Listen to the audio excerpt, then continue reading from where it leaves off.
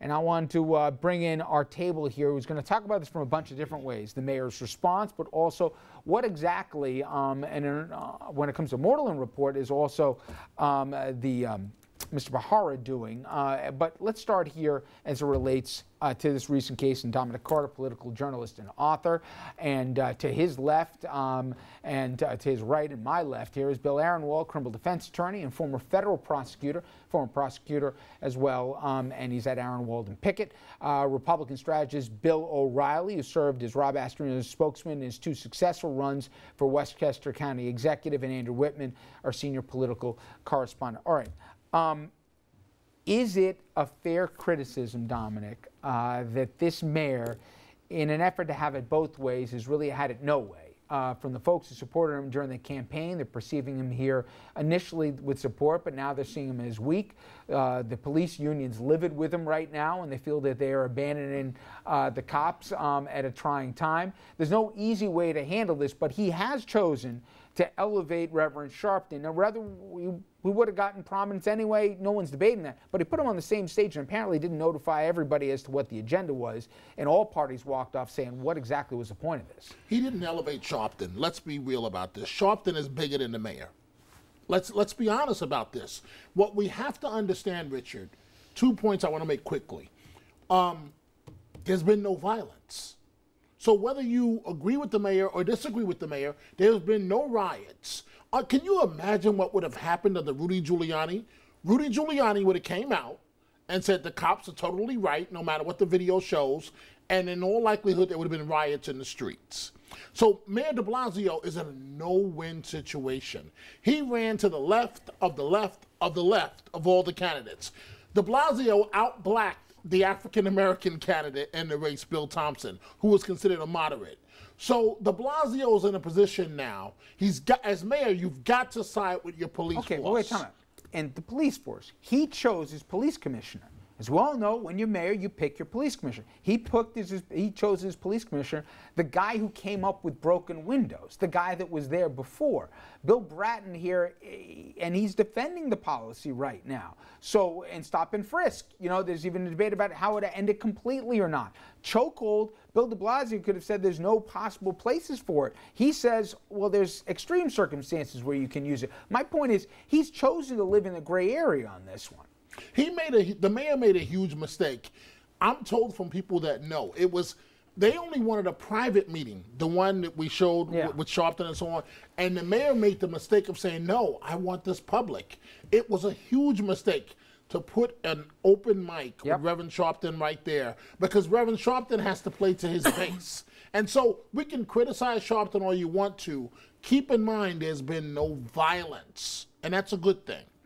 Should that be, Bill, the only standard here, that there hadn't been rioting in the streets? There's been calm here. There's a wait-and-see approach. But I think at the same time, there's been this expectation that's been created because of the Emmy report and everything, that anytime you see the mayor, you see seemingly Sharpton riding shotgun next to him, that there better be indictments, there better be prosecutions, there better be a perp walk here. He seems to be setting the conditions here for how this investigation or how this criminal process is going to play out for the cops. Well, Sharpton is being Sharpton. I mean, this is what he does, okay? To Dominic's point... Tacitly with the mayor's blessing, though. Yeah, well, look, I mean, from the mayor's perspective here, I mean, I have no problem with the mayor calling this meeting. I mean, I think it was a very wise move, because I think it was a mistake not to let both sides know that Bratton was going to be there in Sharpton. But, you know, bringing these people together was not a bad idea. What it does is it sends a message, and that is that the mayor's trying to deal with both sides of the issue in an effort to try to resolve this thing so that there would be no violence. And he was trying to demonstrate to the public that he's not taking sides. The fact of the matter is, you know, the mayor's the chief magistrate, okay? Bratton is his appointee. But the bottom line here is, in terms of what's going to happen in the Garner investigation, that's something that de Blasio has nothing to do with, Sharpton has nothing to do with, and Bratton has nothing to do with. That has to do with what the district attorney does. He's the one who's going to make the final decision based upon what the grand jury does. So I don't have any problem at all with de Blasio calling this meeting. Whether it was handled in the best way possible, no. But to Dominic's point, I mean, go back to Rodney King. I mean, you had riots there. So here, everything has been kept calm. There haven't been any riots. Well, there's going to be a flashpoint that we do know, which is there's been calls, including from Mr. Astorino to the governor. I don't know how the governor can stop the Verrazano Bridge route, but the mayor certainly can have something to say about it. If you were advising Bill de Blasio, would you say get involved in this thing, or would you say let them march if they're going to march? Well, it's funny because Mayor de Blasio punted this to Police Commissioner Bratton, and Police Commissioner Bratton punted it this afternoon to the MTA, which is Andrew Cuomo's purview. The MTA is in charge of that bridge. That's who runs the bridge. What Al Sharpton is great at is fomenting discontent. Al Sharpton can make anything into a zoo. He will turn this city into a circus, and he's done it before. Look what he did with Freddy's Fashion Mart in '95, where he spun up anger in Harlem. 7 people were killed in Freddy's Fashion Mart. Al Sharpton has shut subways, he's shut bridges before. To put him up there on the stage with the mayor, I think is a tactical mistake for the mayor, and I don't think the mayor can win. I mean, there's a reason you say this is the toughest job, second toughest job in America. I don't see how the mayor wins trying to be the conciliator here. Al Sharpton will make an idiot of him publicly. What would you have him do instead? Would you have him side with the police to the fury of Al Sharpton and his followers? Would you have him side with Sharpton to the fury of the police department? I wouldn't bring in Sharpton. I would let the legal process play out. Let it go to a grand jury. Let's see what happens. But you've got months between now and then, or weeks between now and then. You have to do something to try to keep everybody feeling like justice is being served. I would not hand a microphone to Al Sharpton. You know what you could have done is you could have done the obligatory, they walk out on the steps and they wave after the private meeting without the hot mics. Exactly. Once you create a hot mic, the best guy in the room at that's Al Sharpton. I mean, he can run circles around the police commissioner, the mayor, or frankly, anybody else out there. So you've now elevated him that he's not only a peer, but I think Dominic's right. He's seen as the guy here who's stating the conditions. He's running this more than the mayor is. He's telling what the conditions should be, but nobody's saying we're going to do exactly what you say. You know, frankly, you know, private meetings serve a purpose, but I think transparency is always best. The public gets to see what happened. You let them talk in the hot mic.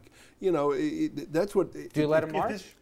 Well, you know, do you let him shut down the Verrazano? You have a first look. Let's recognize one thing. Sharpton has a constituency, whether you like him or not. He's got a constituency. Yep. Okay. Okay. What does constituency mean in politics? Votes. Okay. That's number one. Number two, you know, people have a First Amendment right to assemble and to demonstrate. Okay. Now the problem is that, you know, they can't interfere with commerce and traffic, and if they're going to be closing down the bridge, that's a different issue.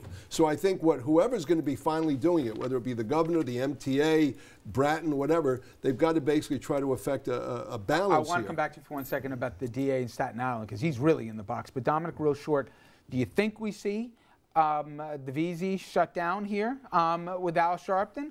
And do you think the mayor does anything privately or publicly to say no? You know, pick another location, protest, but you don't shut down a bridge on Saturday. Here's what's going to happen, and I think this is a safe assumption here. The mayor is going to meet privately with Sharpton and say, listen, you can't have the bridge. We can't shut it down. Pick another location.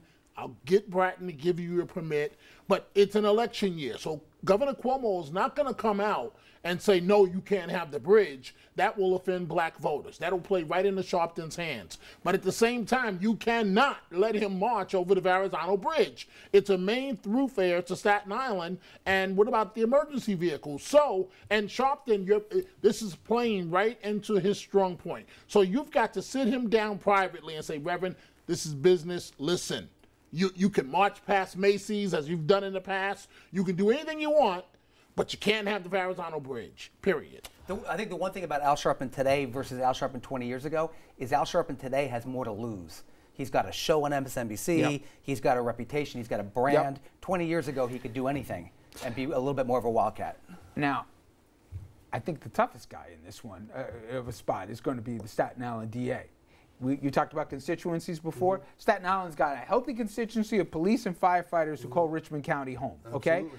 And if he has any aspirations beyond Staten Island, and he's run for AG before, and one's got to think he's probably the Republicans' best chance here long-term to be AG on a statewide level, how does he handle this thing? And I learned some terms yesterday, and you can add to it. You can actually show, you can wash, or you can really put something before the grand jury.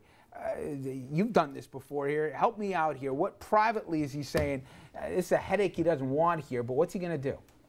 Well, let's start with the grand jury. The grand jury consists of 23 people. If the constituency in Staten Island is basically firefighters and police officers, there's a good possibility that the grand jury is going to be representative of that constituency. But if I'm the DA, the best thing he can do, the only thing he can do to avoid any type of criticism, he's got to present all the facts to the grand jury, make sure the grand jury is properly instructed on the law, and let the grand jury do what it needs to do and let the chips fall where they may. But you know, and explain for our audience, there's different ways to present to a grand jury. If you're presenting because you're going for a conviction, that's one thing. The other thing is to just lay out everything on the table and say it's up to you 23. Well, no, I think what he has to do is he has to call all of the witnesses who saw what happened, you know, from beginning to end. He's got to bring in the medical examiner. He's got to call everybody that has any say in terms of what happened. And he's got to make sure that the grand jury is instructed. I don't think that the district attorney in this case should try to influence how the grand jury is going to turn out. If the grand jury is properly instructed on the law, he's going to tell the grand jury that if they credit the testimony of so-and-so and so-and-so, then based upon the law, these are the charges they should consider. And by the way, in the grand jury, don't forget, it's not unanimous. We're not talking about a jury of 12. It's a majority. Just so simple 23. If 12 of them say... 12 of them say... Give you an indictment. And if I were the DA, my bigger concern would not be getting the indictment. Getting an indictment's the easy part.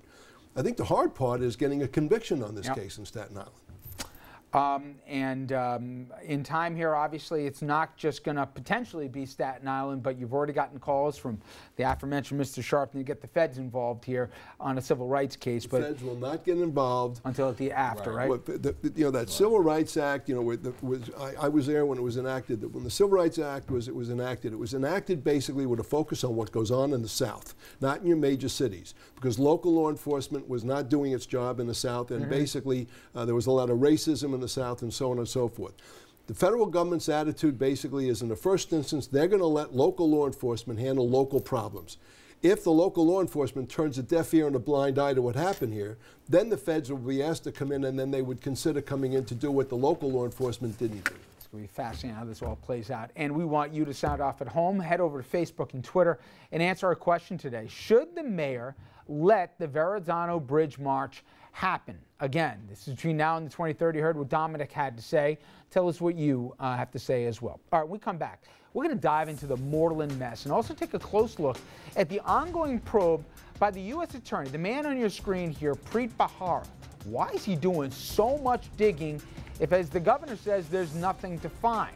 We're going to get Bill's take on this, his perspective from a former federal prosecutor's point of view, and I'm sure Bill O'Reilly's got a few things to say as well. Stay with us.